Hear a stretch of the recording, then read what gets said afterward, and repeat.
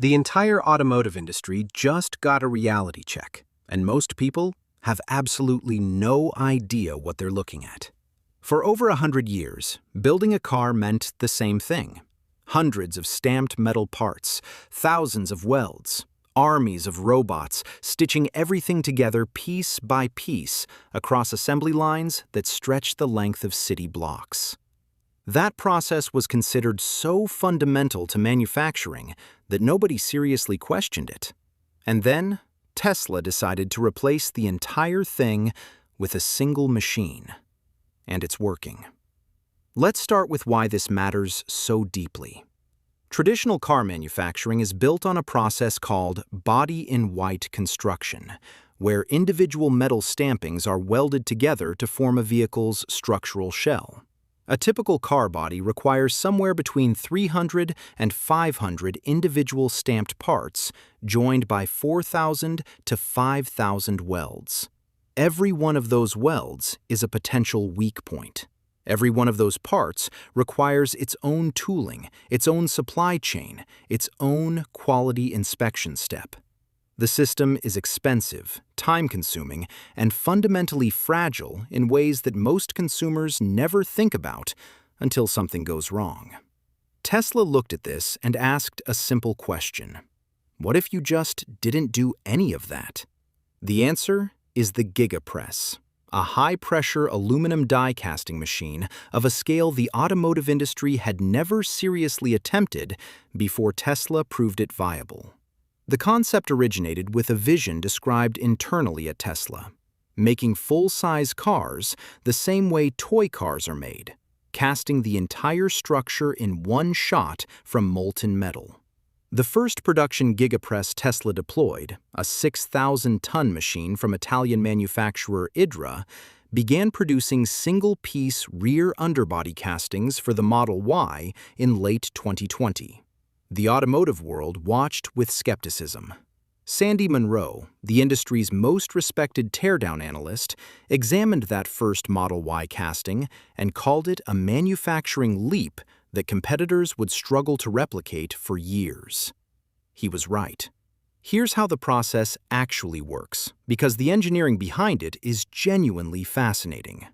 It starts with aluminum alloy, specifically a blend of approximately 89.5% aluminum and 8.5% silicon, plus trace elements that fall within the AA386 alloy classification. This material is loaded into a dual furnace system, a gas-powered furnace for initial melting and an electric furnace to hold the molten metal at a stable temperature between 750 and 850 degrees Celsius. That temperature stability isn't a detail, it's critical. Even minor temperature deviation creates microscopic air pockets and structural weak points that would compromise the final part. Tesla injects nitrogen into the furnace to prevent oxidation, runs the metal through rotary degassing systems, and passes it through specialized filters to remove impurities before a single drop touches the mold. Before injection, a robot applies an ultra-thin layer of soybean oil to the mold surface, just a few dozen milliliters across an enormous surface area. This acts as a precision release agent, ensuring the finished casting separates cleanly without deformation. Then, a vacuum system pulls all air from the mold cavity using a 4,000-liter vacuum tank. This step is non-negotiable. Any residual air becomes trapped bubbles in the finished metal, which means structural failure under stress.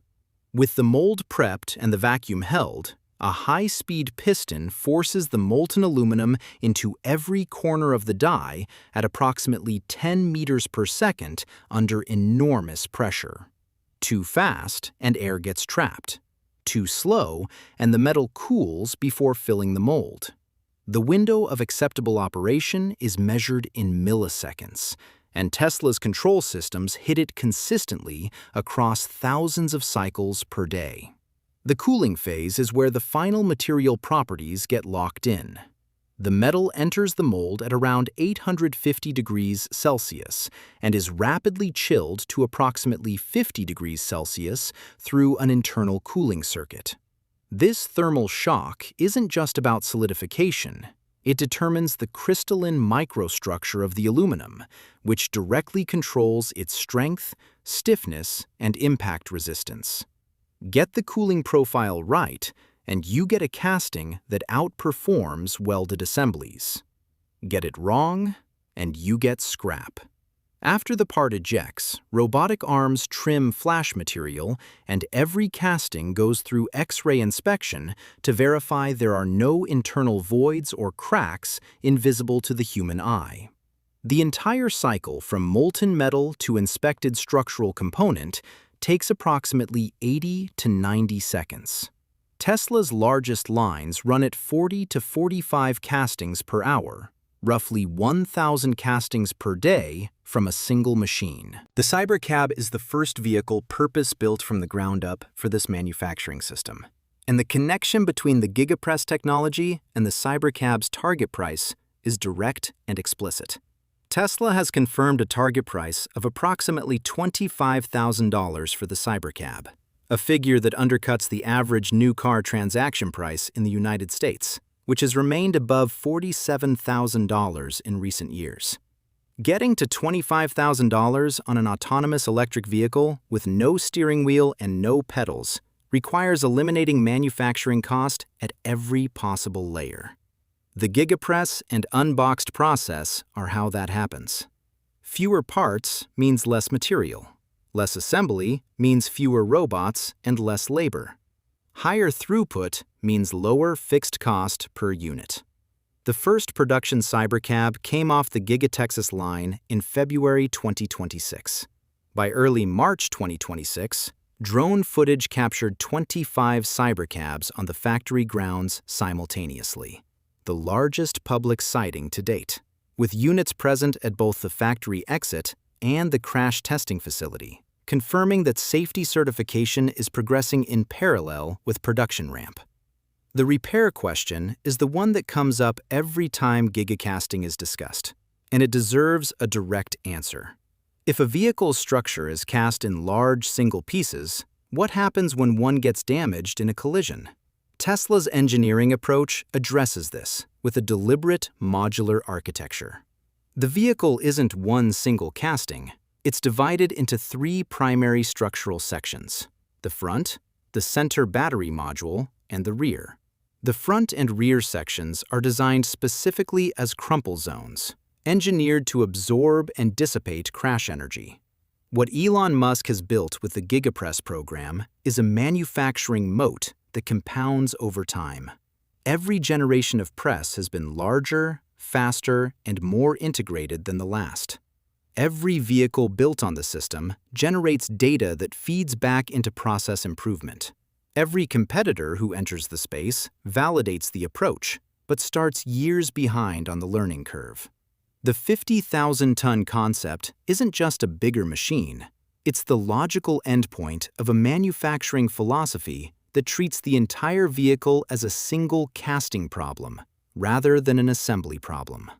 Whether that specific machine ever gets built is less important than what the trajectory communicates. Tesla is not done rewriting the rules of how cars get made, and the rest of the industry, regardless of how fast it moves, is still playing catch-up on a field that Tesla defined.